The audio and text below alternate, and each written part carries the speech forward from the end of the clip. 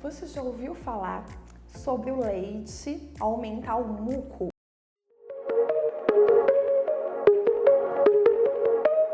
E outra dúvida, essa relação então de leite e muco pode ser considerada uma alergia alimentar? Essa fala é muito comum entre pacientes, inclusive entre médicos, nutricionistas, profissionais que atuam nessa área. E se existe esse questionamento, a gente tem que entender o porquê.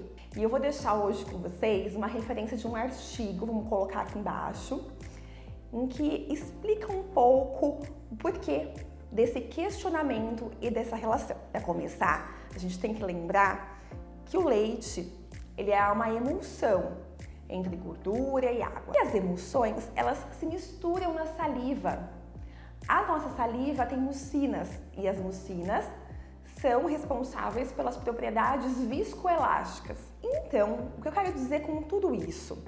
Na verdade, quando a gente ingere o leite, e aí não importa tanto se é o leite de vaca, leite de soja, e foi isso que esse estudo mostrou, uma comparação entre grupos que relatavam essa alteração sensorial em que alguns diziam relatar uma película sobre a língua, na boca, quando ingeriam leite. Mas foi feita uma comparação entre grupos que receberam leite de vaca e leite de soja. E essa percepção foi semelhante, não houve diferença estatística quando comparado os grupos. A conclusão que se chega nesse artigo, em outros estudos que vêm buscando uma explicação razoável para essa percepção, é que realmente, e aí é muito individual de acordo com a quantidade das mucinas de cada pessoa, o muco pode ficar com uma sensação de mais espesso quando a pessoa que já tem alguma tendência, por exemplo, uma rinite alérgica, consome ali o leite. Mas essa sensação de um muco mais espesso geralmente desaparece quando a gente trata essa rinite. E mais importante que tudo isso, não podemos dizer que isso é uma alergia alimentar. Qual que é o grande risco da gente confundir e chamar isso, essa sensação do muco, de uma alergia alimentar? Alguns pacientes chegam até nós em exclusão do alimento. E essa exclusão do alimento, no caso do leite, pode ser extremamente prejudicial, justamente dos pacientes que são atópicos, ou seja, têm aquela herança genética de produzir mais alergia.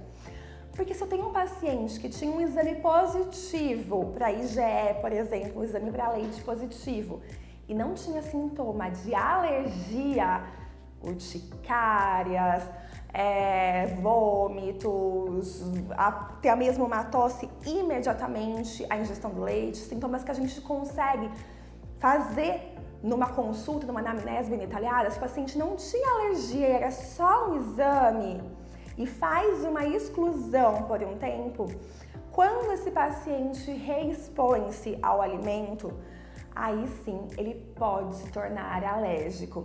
Então aqui no vídeo de hoje eu quero deixar 2 alertas muito importantes. Primeiro, que sim, você tem razão quando você percebe que seu filho às vezes piora a tosse quando ingere leite, ou principalmente quando está com alguma infecção ou ainda com uma rinite não muito bem controlada. As mucinas ali da saliva podem ter essa percepção sensorial em que deixam as películas um pouquinho mais grossas. Isso não é do leite de vaca, isso pode ser de outras emulsões.